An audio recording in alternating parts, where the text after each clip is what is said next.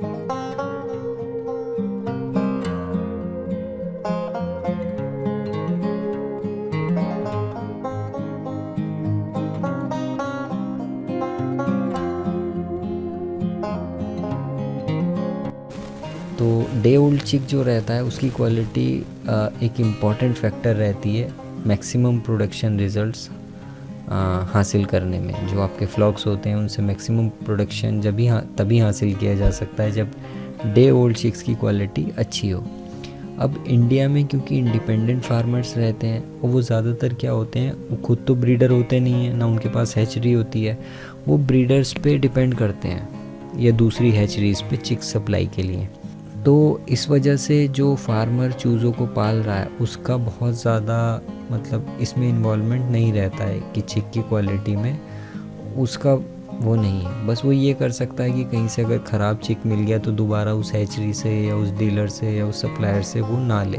तो इसी वजह से जो ब्रीडर हैं वो अच्छी चिक क्वालिटी या अच्छा अपना नाम बनाए रखने के लिए अच्छा ब्रीडर पालते हैं। तो चिक की क्वालिटी बेसिकली ब्रीडर पे या फिर हैचरी प्रोसेस पे डिपेंड करती है। तो फार्मर को उसका बस तो नहीं चलता है, लेकिन फिर भी उसे पता रहना चाहिए कि चूज़े की परफॉर्मेंस के वो कौन से एस्पेक्ट्स हैं जो बेसिकली चिक की क्वालिटी पे डिपेंड करते हैं। मतलब जो पीछे से सप्लाई हो रही है उस पर डिपेंड करते हैं। ये क्वालिटी जो उसके फार्म में जो चूज़ा उसके फार्म में आया उसकी क्या क्वालिटी होती है, उसे कैसे नापा जाए। इंक्यूबेशन, ब्रीडर अंडे देते हैं और उन्हें हैचरी में इंक्यूबेट किया जाता है आर्टिफिशियली। तो इंक्यूबेशन के दौरान या इमीडिएटली उसके बाद, मतलब इंक्यूबेशन के बाद जब बच्चा उसमें से चूज़ा निकल जाता है, वो अपनी एक डेवलपिंग स्टेट में रहता है। उसका कंकाल, उसका स्केलेटन बढ़ रहा होता है, ऑर्गन ग्रो कर रहे होते हैं, इम्यून सिस्टम ग्रो करता है, थर्मो रेगुलेशन उसमें बनना होता है, मतलब वो अपनी बॉडी का टेम्परेचर मेंटेन नहीं कर पाता है। तो इस वाली कंडीशन में चूज़ा पैदा होता है। अगर उसकी क्वालिटी पुअर होगी, मतलब ठीक नहीं होगी, तो उसकी स्टार्ट भी अच्छी नहीं होगी, उसकी शुरुआत भी अच्छी नहीं होगी। तो उससे क्या होगा, उसका नेगेटिव एक इन्फ्लुएंस पड़ेगा प्रोडक्शन के ऊपर, ठीक है। और उसकी पूरी की पूरी लाइफ जो होगी बर्ड की, वो इफ़ेक्ट होगी अगर चूज़े की क्वालिटी अच्छी नहीं होगी। तो अच्छी क्वालिटी के जो चूज़े होते हैं वो हेल्दी ब्रीडर फ्लॉक्स से निकल कर आते हैं। और ना सिर्फ अंडे की क्वालिटी इम्पॉर्टेंट होती है, बल्कि ब्रीडर का जो न्यूट्रिशनल स्टेटस होता है ना, उसका भी बहुत इम्पैक्ट पड़ता है डे ओल्ड चिक्स की क्वालिटी पर। तो कई सारे फैक्टर इसमें काम करते हैं। मतलब ऐसा भी देखा क्या गया है, ये फैक्ट है कि कई न्यूट्रिएंट्स ऐसे होते हैं जिनकी डेफिशिएंसी ब्रीडर्स में नहीं दिखती है। ब्रीडर आपको हेल्दी दिखेगा, लेकिन चूज़े के अंदर वो जब वो ग्रो कर रहा होता है ना, तो उसके अंदर वो दिख जाता है, मतलब डेफिशिएंसी। हो सकता है कोई चीज़ कम हो, मान लो कॉपर कम है या कोई विटामिन कम है आपके यहाँ उसमें फीड में, या टॉक्सिसिटी है फीड में, तो ब्रीडर शो नहीं करेगा, उसके हेल्थ पे कोई असर नहीं पड़ेगा। लेकिन चूज़े में हैचेबिलिटी कम हो जाएगी, या अगर हैच हो भी गए हैं तो जब वो फार्म में जाएगा तो वहाँ पे अच्छा परफॉर्म नहीं करेगा। तो फील्ड के अंदर जो हमें डिफरेंसेस दिखते हैं चिक की क्वालिटी में, वो अलग अलग ब्रीडर के यहाँ से अलग अलग परफॉर्मेंस हमें देखने को मिलती है। और कई बार जेनेटिक बैकग्राउंड भी अलग होता है, मतलब अलग अलग कंपनियां हैं, जैसे स्काईलार्क है, वेंकीज़ है, या रॉस जो कंपनियां बेच रही हैं, आईबी है, तो उनके सब के जेनेटिक बैकग्राउंड हैं तो सब ब्रॉयलर, लेकिन अलग अलग रहते हैं। तो इसी वजह से उनकी परफॉर्मेंस भी अलग होती है। न्यूट्रिशन पे भी डिपेंड करता है, हेल्थ स्टेटस पे, फार्म में डिजीज़ लोड कितना है। तो 2 फैक्टर चिक्स की क्वालिटी के लिए डिटरमाइन किए जाते हैं या माने जाते हैं। एक तो ब्रीडर फ्लॉक से रिलेटेड फैक्टर होते हैं जिन्हें एग रिलेटेड फैक्टर कहा जाता है। एक होता है कि जब एग दे दिया गया है उसके बाद हैचरी में या ब्रूडिंग मैनेजमेंट में कोई आपके फॉल्ट हुआ है या प्रॉब्लम आई है, जैसे एग हैंडलिंग के दौरान कोई क्रैक हो गया मान लीजिए, इंक्यूबेशन में टेम्परेचर ऊपर नीचे हो गया, रिलेटिव ह्यूमिडिटी ऊपर नीचे हो गई है, चिक की प्रोसेसिंग के दौरान जब चिक्स को अंडों से या हैचर ट्रे से निकाला जाता है उस दौरान कोई प्रॉब्लम आ गई है। तो एक तो ब्रीडर रिलेटेड फैक्टर होते हैं और एक हैचरी रिलेटेड फैक्टर होते हैं। तो एग रिलेटेड सबसे पहला फैक्टर जो होता है वो हैन का न्यूट्रिशन है। जो ब्रीडर हैन है उसका किस टाइप का न्यूट्रिशन है उसके ऊपर ये डिपेंड करता है।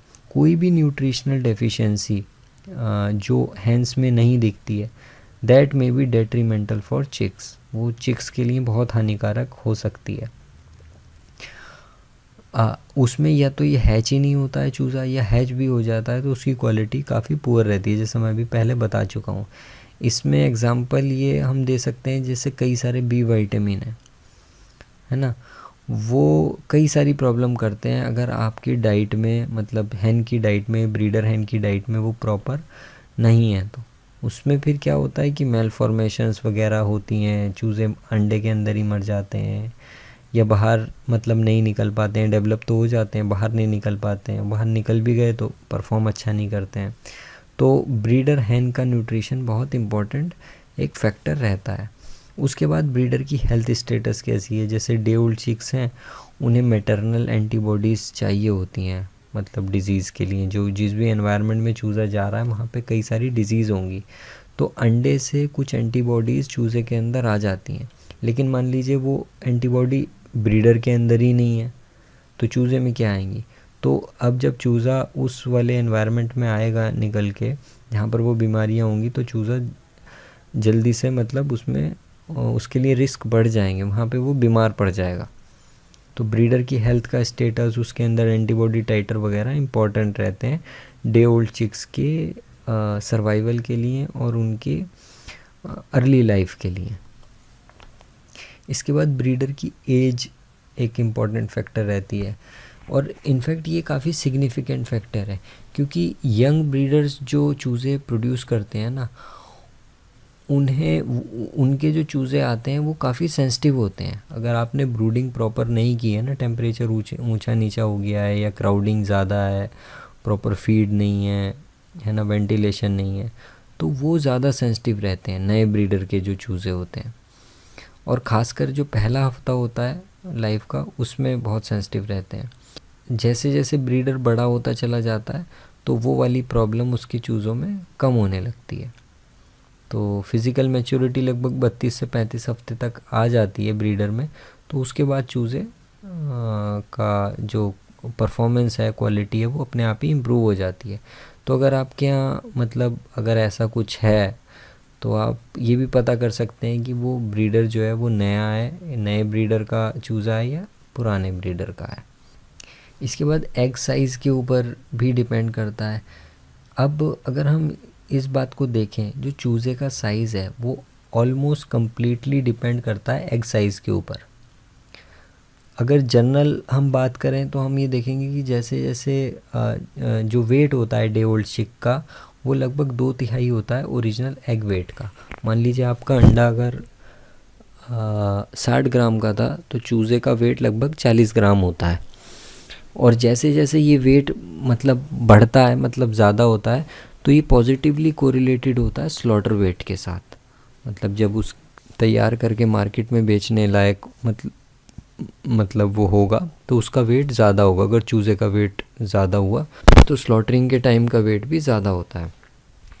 तो फार्मर या ब्रीडर इसे अचीव मतलब चाहते हैं कि भारी से भारी चूज़ा या भारी से भारी अंडा वो लें, लेकिन इसकी भी एक अपर लिमिट होती है। ऐसा नहीं है कि हम 60 ग्राम की जगह 70 ग्राम का अंडा ले लेंगे और उसमें से बड़ा चूज़ा निकाल के उसे बहुत बड़ा मुर्गा बना देंगे। क्योंकि होता क्या है कि अगर अंडे ज़्यादा बड़े होंगे ना तो उनकी जो शेल होती है वो थिन हो जाती है। थिन का मतलब क्या होता है कि कैल्शियम जो है वो 2 ही ग्राम डिपॉजिट होना है अंडे के ऊपर, उससे ज़्यादा हो ही नहीं सकता है कैल्शियम। तो 2 ग्राम अंडा, अगर वो अंडा का साइज़ बड़ा हो जाएगा तो उसकी जो वो शेल होगी, कवर होगा जो अंडे का, वो पतला हो जाएगा। अगर पतला होगा तो वो प्रॉपर हैचेबिलिटी उसकी नहीं हो पाएगी, तो चिक की क्वालिटी पुअर हो जाएगी अगर हैचिंग ठीक से नहीं होगी।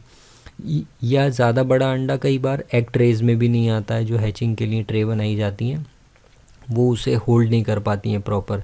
जब होल्ड नहीं करती हैं तो वो घूमता नहीं है अच्छे से, क्योंकि हैचरी में वो हैचिंग मशीन में तो वो घूमता रहता है ना, तो प्रॉपर घूम नहीं पाता है। ओवर हीटिंग हो जाती है एम्ब्रियोज़ की, क्योंकि जब बड़ा होगा अंडा तो अंदर एम्ब्रियो भी बड़ा होगा तो वो हीट भी ज़्यादा बनाता है और अंडा उतनी हीट निकाल नहीं पाता है। तो बड़े चूज़े भी बहुत ज़्यादा अच्छे नहीं होते हैं। ऑप्टिमम साइज़ का चूज़ा 40 से 42 ग्राम का जो चूज़ा होता है या 38 से 42 ग्राम का, वो बिल्कुल सही रहता है। तो उससे ज़्यादा भी अगर बड़ा रहेंगे, क्योंकि उसके अंदर यॉक भी होती है, मतलब चिक वेट तो होता ही 8 से 12 ग्राम तक यॉक रहती है, और अगर चूज़ा बड़ा है तो मतलब उसके अंदर यॉक ज़्यादा है, और ज़्यादा यॉक है तो उसे डिज़ोल्व होने में भी टाइम ज़्यादा लगेगा, तो इन्फेक्शन के चांसेस, यॉक सैक इन्फेक्शन के चांसेस भी उसमें बढ़ जाते हैं। फिर आती है एग की क्वालिटी। ये हैचरी से रिलेटेड प्रॉब्लम। अभी तक तो हमने एग से रिलेटेड प्रॉब्लम्स देखी कि एग जो ब्रीडर से रिलेटेड या एग से रिलेटेड प्रॉब्लम रहती हैं वो देखी। अब हमने हैचरी मैनेजमेंट वाली प्रॉब्लम देखते हैं। एग की क्वालिटी, अगर सैनिटेशन मतलब साफ़ सफाई फार्म में सही नहीं है, ठीक है, तो एग्स क्या हो जाते हैं, डर्टी हो जाते हैं, गंदे हो जाते हैं, और ये कंटेमिनेटेड एग्स जो हैं इनकी हैचेबिलिटी वो कम हो जाती है और चिक की क्वालिटी भी रिड्यूस हो जाती है। और कई बार क्या होता है कि जब अगर बैक्टीरिया एंटर कर जाता है एयर सेल के अंदर तो फर्स्ट वीक की मोर्टलिटी काफ़ी बढ़ जाती है। मतलब गंदे जो अंडे होते हैं ना उनके अंदर क्या होता है कि एयर सेल के अंदर बैक्टीरिया घुस जाते हैं कई बार, तो वो चूज़े तो हैच होंगे, प्रॉपर दिखेंगे, सब कुछ बढ़िया होगा, लेकिन जैसे ही फार्म पे आएंगे ना, ज़रा सी स्ट्रेस होगी, ट्रांसपोर्टेशन स्ट्रेस और ये सब, तो पहले वीक की मोर्टलिटी काफ़ी उस कंडीशन में बढ़ जाती है। फार्मर को ये लगता है कि उसकी मतलब प्रॉब्लम है या वो नहीं उसे ठीक से रख पाया। फिर आता है टेम्परेचर। जब हैचरी में मतलब इंक्यूबेशन हम कर रहे होते हैं तो टेम्परेचर का एक बहुत इम्पॉर्टेंट रोल रहता है, मतलब इंक्यूबेशन के दौरान। तो हीट प्रोडक्शन जो होता है वो वेरी करता है, लेकिन जो बेस्ट टारगेट एक्शेल टेम्परेचर होता है ना वो 37.8 डिग्री सेल्सियस होता है या 100 डिग्री फ़ारेनहाइट। इस पे इंक्यूबेशन होता है और ट्रांसफ़र करने के दौरान मतलब ट्रांसफ़र करने तक इतना टेम्परेचर रहता है। मतलब एग की जो ट्रे होती हैं उससे हैचर के अंदर लाने का जो ट्रांसफ़र का जो टाइम होता है तब तक हम 37.8 डिग्री टेम्परेचर उसमें रखा जाता है। इसे एग सेटिंग टेम्परेचर कहा जाता है। तो जो हैचलिंग्स मतलब जो अंडे इससे ज़्यादा टेम्परेचर पे जिन्हें इंक्यूबेट किया जाता है और ख़ास करके लेट इंक्यूबेशन में, तो उसकी क्वालिटी उसमें पुअर हो जाती है। उसमें चूज़ा मतलब छोटा भी रहता है, उसकी लेंथ भी कम हो जाती है, यॉक उसमें ज़्यादा रहती है और नेवल स्कोर उसका काफ़ी वर्स रहता है। नेवल स्कोरिंग और ये सब चीज़ें ना आगे की वीडियोस में हम देखेंगे कि इसका क्या मतलब है। लेकिन ये आप समझ लें कि अगर टेम्परेचर हैचरी में ज़्यादा है तो वो छोटा हो जाएगा चूज़ा, मतलब लेंथ उसकी कम होगी, उसके अंदर यॉक की मात्रा ज़्यादा होगी। यॉक की मात्रा ज़्यादा है तो उसे यूटिलाइज़ करने में टाइम ज़्यादा लगेगा और तो उससे रिस्क भी ज़्यादा रहेगा इन्फेक्शन का। नेवल हीलिंग नहीं होगी, नेवल स्कोर नहीं होगा तो एम्फेलाइटिस, फिर यॉक सैक डिजीज़ की प्रॉब्लम आएगी। और वेट भी उनका मतलब कम रहता है, मतलब चूज़े का वेट तो ज़्यादा होगा लेकिन अंदर जो ऑर्गन रहते हैं, यॉक फ्री बॉडी मास जिसे कहा जाता है, वो कम होता है, मतलब ऑर्गन्स का वेट कम होता है। तो जब ये चीज़ें इम्पैक्ट होती हैं तो जाहिर सी बात है उसकी ग्रोथ अच्छी नहीं होगी और स्लॉटरिंग एज पे भी वो जब पहुंचेगा सब कुछ आपका ठीक होगा, मैनेजमेंट ठीक है, फीड अच्छा है, पानी अच्छा है, पूरा खर्चा किया है आपने, लेकिन उसने वो परफॉर्मेंस नहीं दिया है क्योंकि उसकी हैचरी का जो टेम्परेचर था उसके हैचिंग के टाइम पे वो ज़्यादा था। और कुछ रिसर्चेस में ये भी देखा गया है कि 37.8 डिग्री टेम्परेचर ट्रीटमेंट जब किया जाता है इंक्यूबेशन में तो हैचेबिलिटी काफ़ी अच्छी मतलब रहती है। तो लास्ट टाइम पे मतलब नहीं बढ़ाना चाहिए हैचरी का टेम्परेचर, तो अच्छी क्वालिटी के चिक्स उसमें से हमें मिलते हैं। उनका वेट भी अच्छा रहता है, लिवेबिलिटी भी अच्छी रहती है और as compare to higher temperature treatments मतलब जिनके साथ किया गया है। तो हाई एम्ब्रियोनिक टेम्परेचर, अगर टेम्परेचर हाई हम कर देते हैं इंक्यूबेशन के दौरान तो एम्ब्रियो का डेवलपमेंट ना तेज़ी से होने लगता है, जिससे जो रेसिडुअल यॉक सैक होता है, मतलब जो उसके अंदर जर्दी होती है, वो काफ़ी उसकी मात्रा बढ़ जाती है। और हाई टेम्परेचर ग्रोथ को भी इफ़ेक्ट करता है और जो इंटरनल ऑर्गन्स होते हैं उनके ऊपर भी असर डालता है, ख़ास तौर से हार्ट के ऊपर, क्योंकि ज़्यादा अगर हीट हो जाती है ना तो हार्ट का साइज़ रिड्यूस हो जाता है। जब हार्ट का साइज़ रिड्यूस हो जाएगा तो जाहिर सी बात है उसे मतलब ज़्यादा काम करना पड़ेगा to support the fast growth on the farm. तो फार्म के ऊपर ऐसे वाले केसेस में एसडीएस की प्रॉब्लम आती है। अगर हैचिंग में इंक्यूबेशन ठीक नहीं हुआ है ना, अचानक से जो चूज़े मर जाते हैं, सडन डेथ जिसे कहते हैं, वो वाली प्रॉब्लम या फिर असाइटिस की प्रॉब्लम फिर वहाँ पे देखने को मिलती है। तो ब्रूडिंग का और हैचिंग टेम्परेचर का काफ़ी कोरिलेशन रहता है सडन डेथ के साथ। अब आप यहाँ पर देख सकते हैं हैचिंग टेम्परेचर इस वाले ग्राफ में जिसकी मैं बात कर रहा था कि too much heat reduces the size of the digestive organ, digestive organ का साइज़ रिड्यूस कर देती है। तो जो जेनेटिक पोटेंशियल होता है ना उससे कॉम्प्रोमाइज़ करना पड़ता है। अब 37.8 डिग्री सबसे बेस्ट टेम्परेचर होता है। इसके ऊपर जो बॉडी वेट है 53 दिन में वो 3664 ग्राम अचीव किया। और इंक्यूबेशन टेम्परेचर हैचरी का अगर 38.6 था तो उसने इतना किया 3572 ग्राम, और 39.4 पे ये 3522 ग्राम ही रहा। तो हैचरी का टेम्परेचर इतना इम्पोर्टेंट रहता है। तो फार्मर कई बार ये सोचता है कि भाई हमने तो सब कुछ प्रॉपर किया, सारी अपनी मेहनत लगाई, लेकिन उसके बाद भी बर्ड ने अच्छा परफॉर्म नहीं किया है, तो हो सकता है हैचरी में उसके साथ कोई प्रॉब्लम हुई हो। और ये सारी मैंने चीज़ें बताई हैं अभी आपको पूरा कि क्या क्या एग रिलेटेड प्रॉब्लम भी और हैचरी रिलेटेड प्रॉब्लम भी। तो हैचरी का temperature at the time of incubation काफ़ी इम्पैक्ट डालता है चिक की परफॉर्मेंस पर। यहाँ पे मॉर्टलिटी भी देख सकते हैं आप। तो सबसे कम 53 दिन का ये पूरा पीरियड था रिसर्च का। तो 37 डिग्री पर अगर हम देखें यहाँ पर 37.8 डिग्री पर जो हुआ 6.84 मॉर्टलिटी हुई, 38.6 टेम्परेचर पर 7.8 और 11% 10% से भी ज़्यादा मॉर्टलिटी हुई 39.4 डिग्री जब हमने रखा इंक्यूबेशन टेम्परेचर को। तो मॉर्टलिटी भी बढ़ी और वेट भी कम रहा, एफसीआर भी पुअर रहा। तो ये हैचरी और एग से रिलेटेड प्रॉब्लम्स की वजह से जो चूज़े की क्वालिटी पर डिफरेंस आता है, तो वो हमने यहाँ पर डिस्कस किया। ये सब बातें आपको पता होनी चाहिए। इसी वजह से ये वीडियो बनाई गई और थैंक यू इसे देखने के लिए। नेक्स्ट लेक्चर में हम फिर चिक्स क्वालिटी के ऊपर बात करेंगे, लेकिन अब वो बात करेंगे जो हम चिक्स को देख के जिस बारे में हम पता लगा सकते हैं कि ये चिक की क्वालिटी क्या है जब वो हमारे फार्म पे आ जाता है। Thank you for watching this video.